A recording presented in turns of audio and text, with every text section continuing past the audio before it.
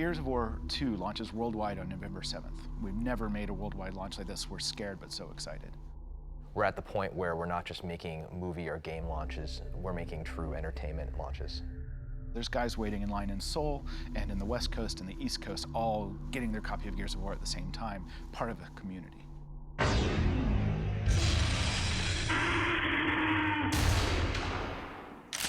Gears is celebrated not only because of its solid core gameplay, but also because it's a very accessible and compelling universe. It's a familiar universe, but it's also very over the top and very fantastic. I think the biggest thing you've got to have is you've got to have the larger-than-life stars. You have to have intense action, tons of explosions, tons of gunfire and special effects. And then you have to sprinkle in a little bit of drama and, of course, romance for the ladies.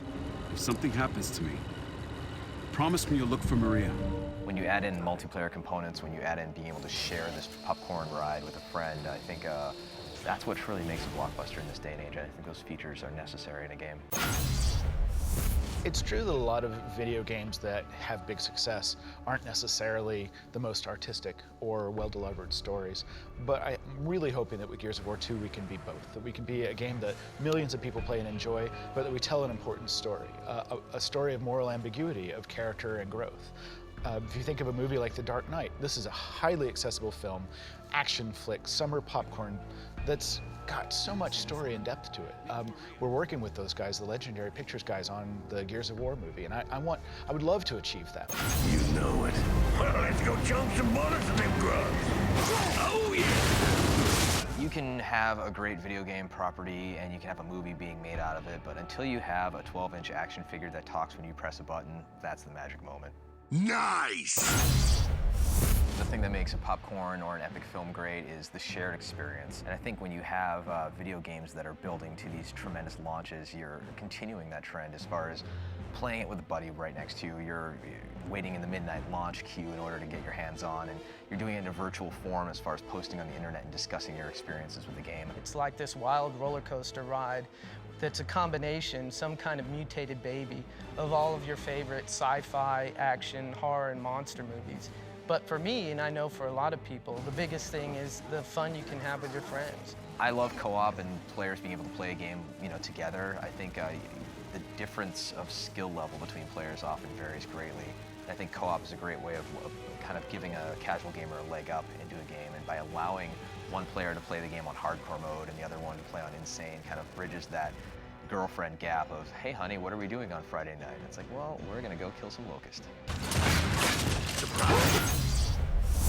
I went to Comic-Con this summer, which for me, I had never gone, and it was actually incredibly exciting to go and be there with 160,000 people at the San Diego Convention Center. Oh boy, it's Marcus Phoenix. Shut up, robot. I've been lucky to represent our game in a number of venues, and the ones that are hardest are game press. Because even if they love it, even if they're having a blast, they don't want anybody else to know they're having a blast, so they just sit there and nod.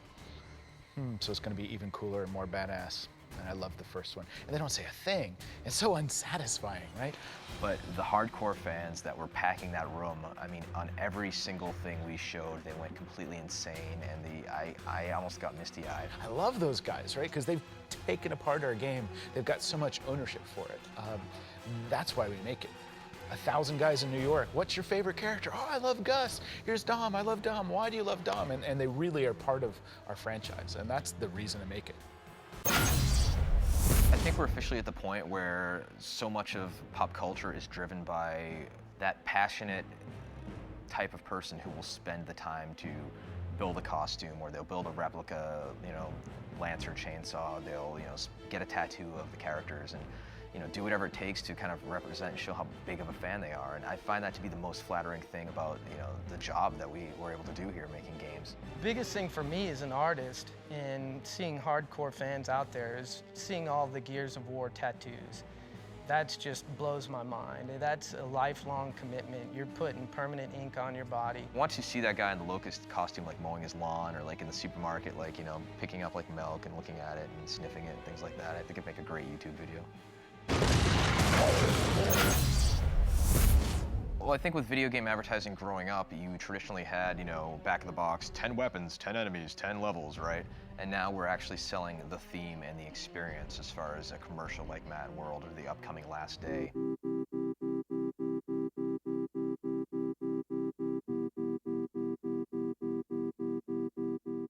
Mad World was a milestone for video game advertising as far as video game advertising truly growing up. It was truly a moment where a game spoke not only to all of the hardcore gamers that everybody knew would pick up the game, but random people stopping me in my building and saying, hey, I saw that commercial with the piano music. That was really cool. I think I want to check out that game.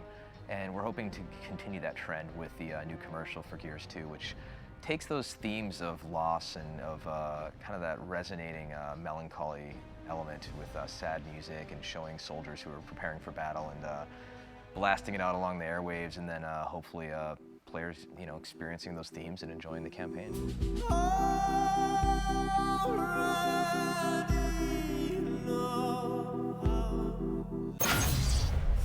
The creator of Princess Mononoke has this great quote, which is basically, if you want to grow your audience, you have to betray part of your current audience, because you have to change what you're doing to expand your audience. And that's scary for us, but we know that as we grow our game, as we change it, someone's going to get pissed off. You killed who?